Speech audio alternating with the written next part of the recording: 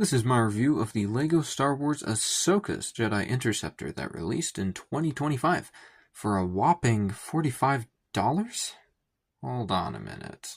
I see this at $35 at best, but that's just me. For the minifigures, we get a Clone Wars Ahsoka, which I think they did a phenomenal job with. Clone Wars Anakin, closer to episode 3 Anakin, and he looks phenomenal too. And then we also have an R7A7, if I'm remembering correctly. Haven't seen this guy in a while. I think that this thing looks overall really good in general. Shaping towards the back of the cockpit could be a little bit better, but I'm not disappointed with this new design, although I do think that they should have just kept the old one. I just think it looked better. You have the suggestion of engine thrust in the back here, and then coming around to the very front of the model, you have these two blaster cannons, which I think look phenomenal. To get into the cockpit, you just lift it up like that. It's on a hinge right here, revealing a very spacious interior. Even has a little sticker right here with a little seat. You seat Ahsoka in there, close the cockpit up, and it looks pretty good with her inside there.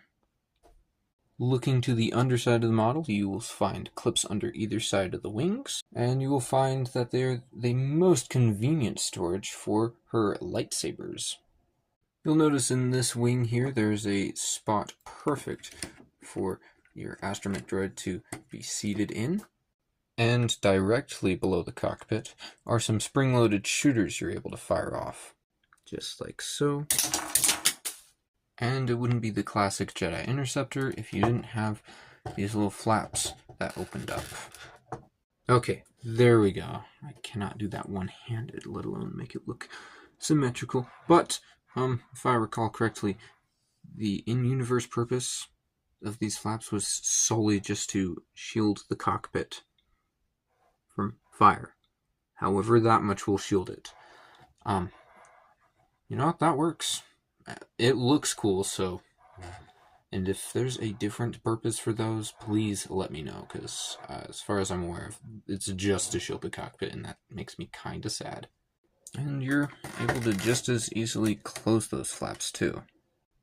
This is a pretty solid set. I like what you get here. Not for $45, though. I feel it should have been $35. That feels like a good price to me. But let me know what you think of this set down in the comments.